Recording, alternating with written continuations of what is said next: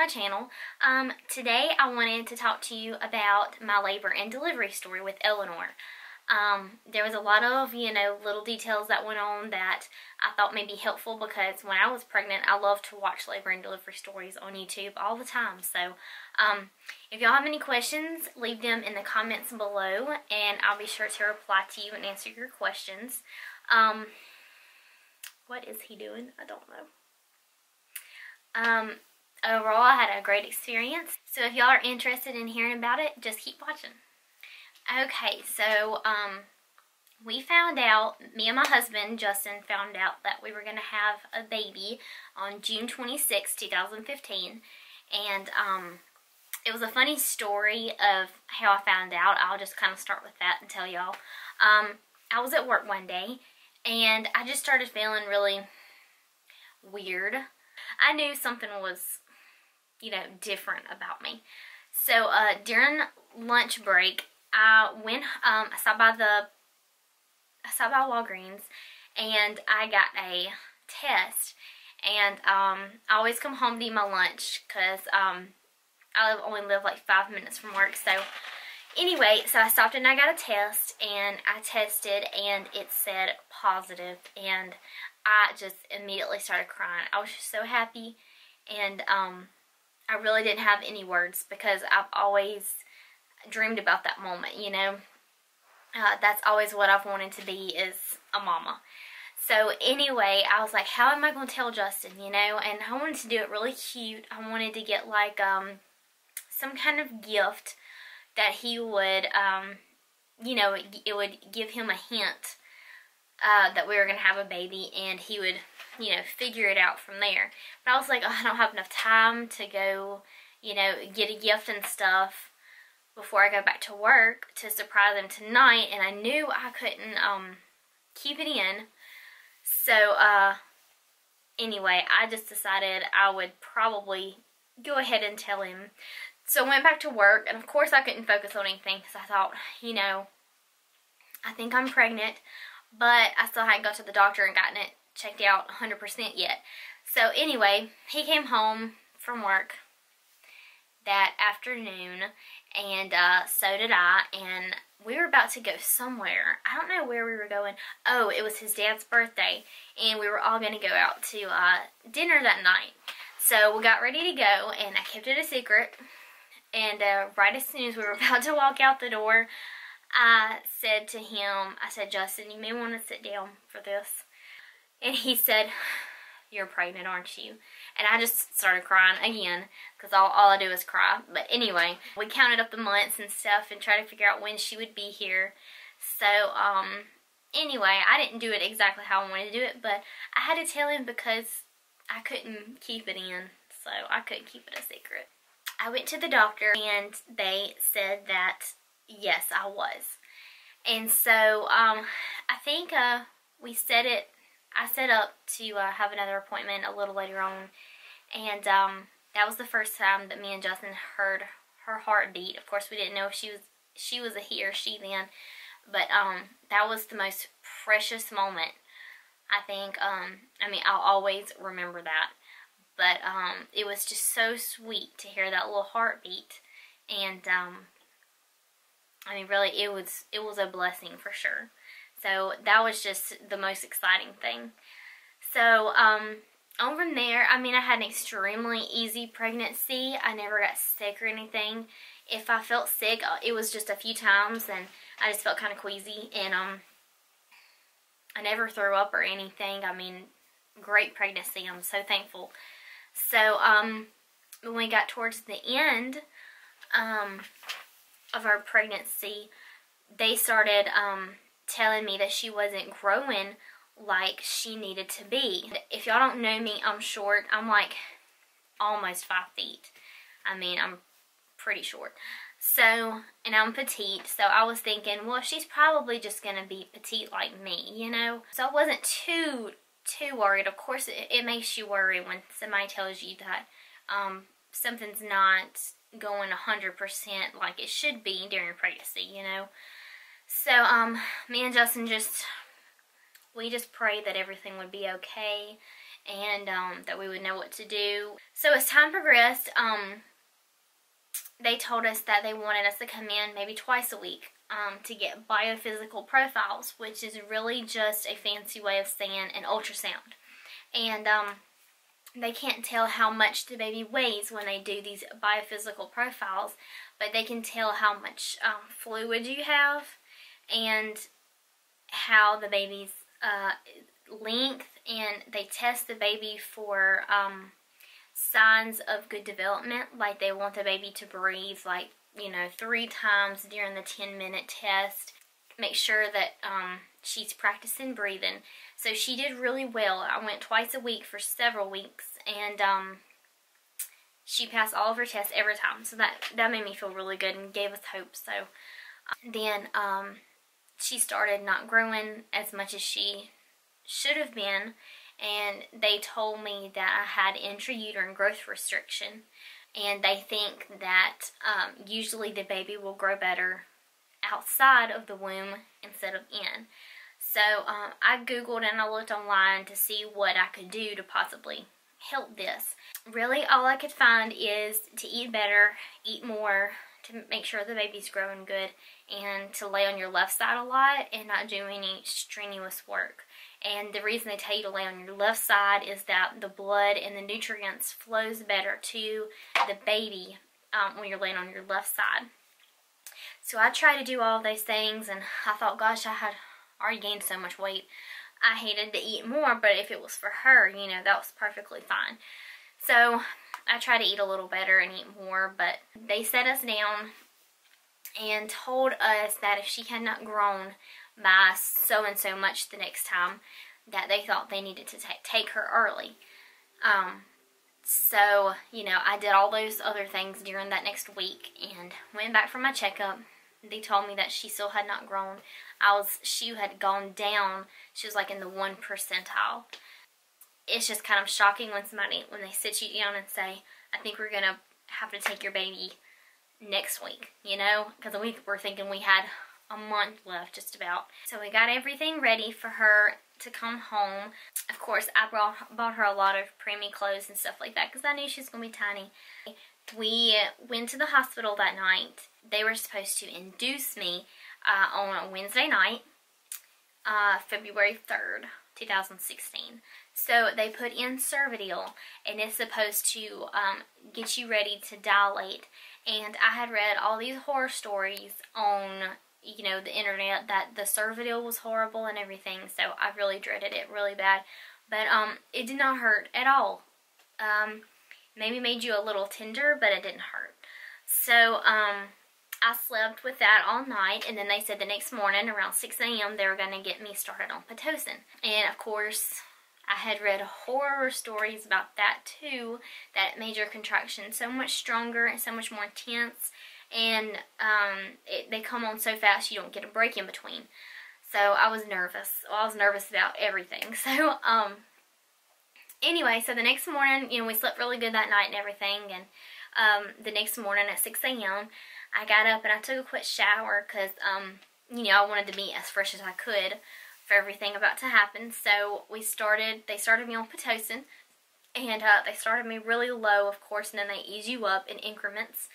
Everything was great. I mean, I didn't really hurt. You know, me and Justin watched Impractical Jokers like all day that day, and they just kept slowly turning up the Pitocin so it gets stronger, and I was, you know, doing really good with it. I was, you know, progressing the way they wanted me to. So anyway, I was about 3 centimeters, and I said, I'm kind of starting to feel, you know, pain, and I said, I think I want to go ahead and tell them that I do want an epidural, because I definitely wanted an epidural. I wasn't planning on doing natural birth or anything like that. So they went ahead and put me on the list. I was glad they did, because when you tell them that, they have to bring you a bag of fluids, and that has to be emptied into you before they can give you an epidural. I'm not sure why, just probably to get you hydrated and stuff before they do that to you. So that's just a tip. As soon as you feel something and you're planning on getting an epidural, go ahead and tell them as fast as you can. So anyway, After about an hour or so, the lady came in to give me an epidural. And I really wasn't dreading that bad. I'm not too scared of needles and stuff, so I wasn't too worried. But, you know, it's always the fear of the unknown. You don't know how it's going to feel or anything. She got everything set up, and the doctor came in to stick me. And it wasn't bad at all. I tried to be really still. And that's the good thing about getting it early, is that if you wait so long where you're shaking from contractions, it's hard to hold still.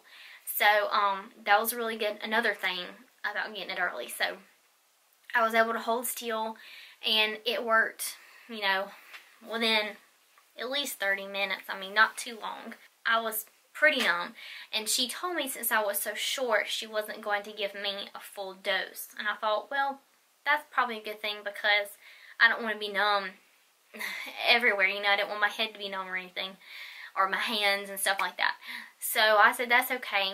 They usually give you a little pump or whatever to press that releases more medicine into you if you need it. And she told me she wasn't going to give me that. She was going to hook it on my IV where I couldn't reach it. And I thought, well, that's probably not very, very good. I wasn't too sure about that. But Justin was in there, and I thought if I needed it, I could just get him to give it to me. So I progressed, and I got, they came in and broke my water, and that did not hurt because of the epidural at all. They put in a catheter and all that kind of stuff, and I was really dreading that.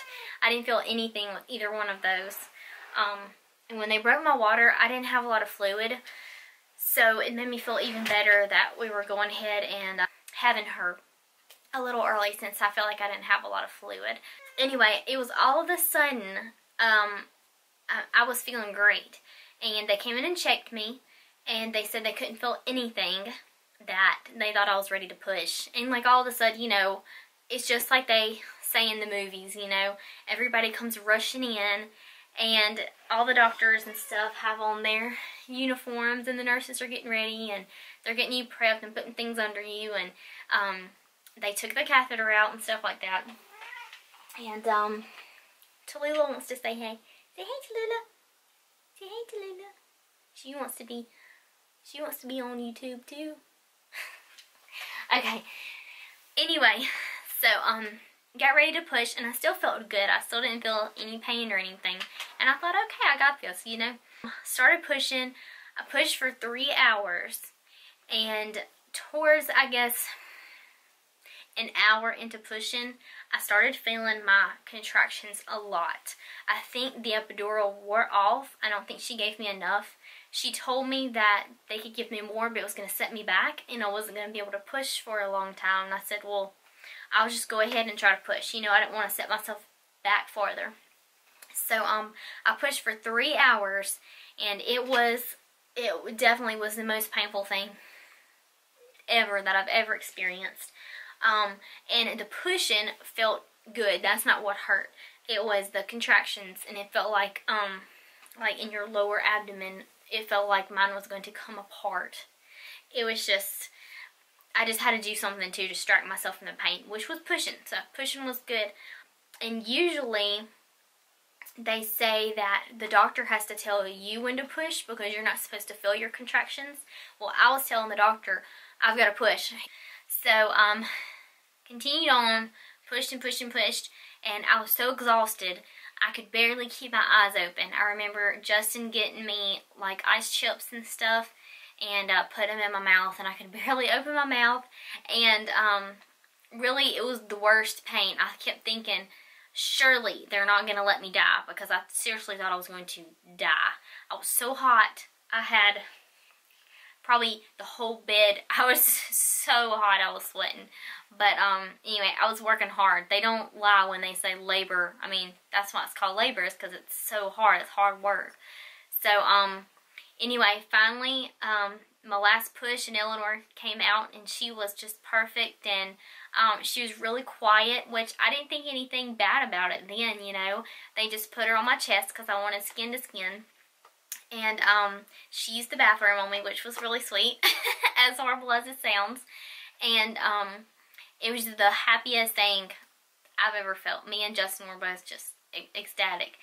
And she was so sweet. She just kept like whimpering, and I held her hand. That was like the first thing I wanted to do, was hold her hand. I don't know why, but she was precious, and she was born 5 pounds and 4 ounces. So she was a good size, and she didn't have to stay in the NICU or anything, which I was so thankful for.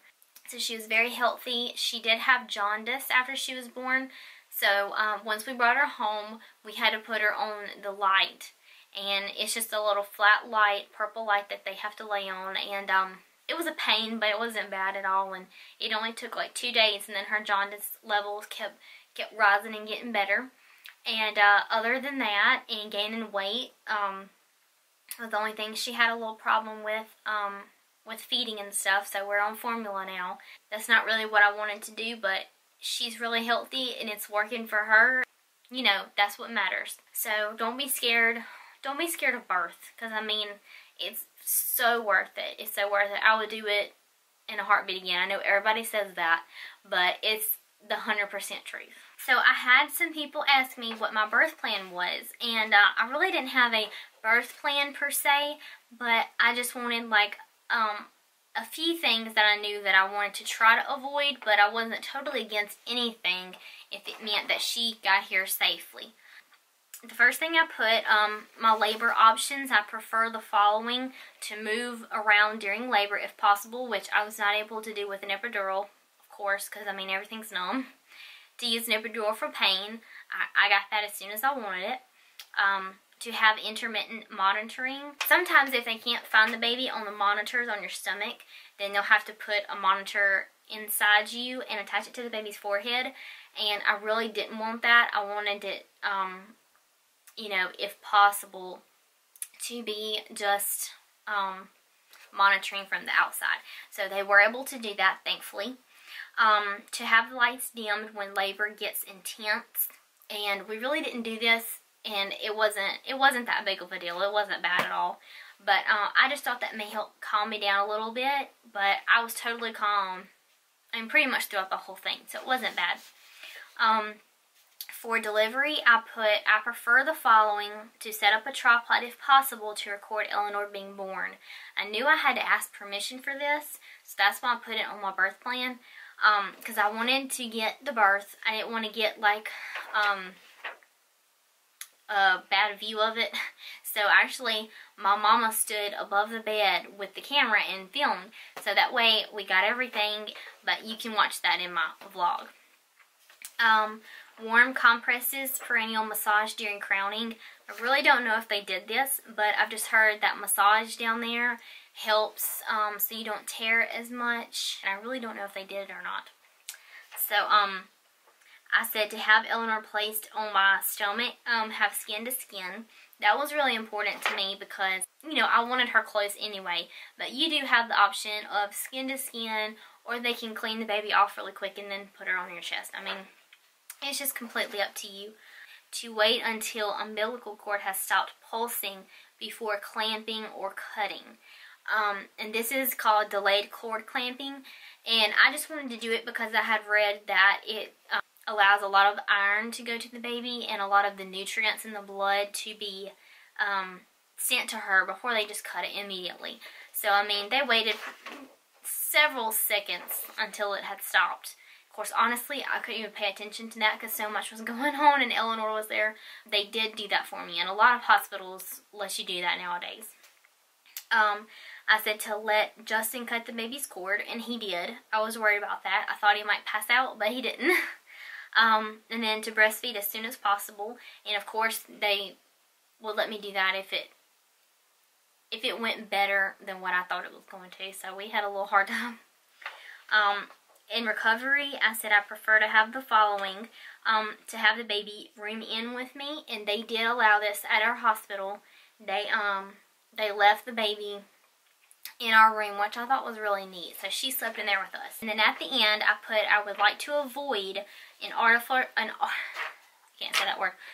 artificial rupture of membranes. And of course, this is when they break your water. I was just really scared it was going to hurt, and I know it does hurt unless you have the epidural. I'm not saying it does not hurt, but it did not hurt since I had the epidural, so that was okay. They, you know, said they were going to have to do that to get me to progress, so Internal monitoring was one thing I didn't want to have when they put the thing on the baby's head. Forceps or vacuum-assisted birth unless medically necessary. Which the forceps, you know, that's when they have those long metal forks and they reach in and grab the baby and pull it out if she can't come out. And then the vacuum, of course, they attach it to the baby's head and suck them out if they can't get them out. And I would not have minded that if it came down to it. They told me afterwards that her face was down. I mean, her face was to the side, not down. And that's why I was having a hard time getting her out. So they said probably the next time, if I have another baby, I'll probably have to have a C-section. Thank y'all so much for watching this video. I'm sure it's going to be long. Thank you for taking the time. And if you have any questions or anything, please feel free to ask. I'm in Eleanor's nursery right now, and I've almost got it finished, but I might do a room tour or something if y'all are interested, and show you kind of where I got everything once I get it a little more cleaned up. If y'all have any suggestions for next videos, let me know in the comments below. And don't forget to subscribe to my channel. And thank you so much for watching. You did great. Hey, you made it. I know you did. Gonna work on your listen. Hardest thing you've ever done? It's the best thing you've ever done.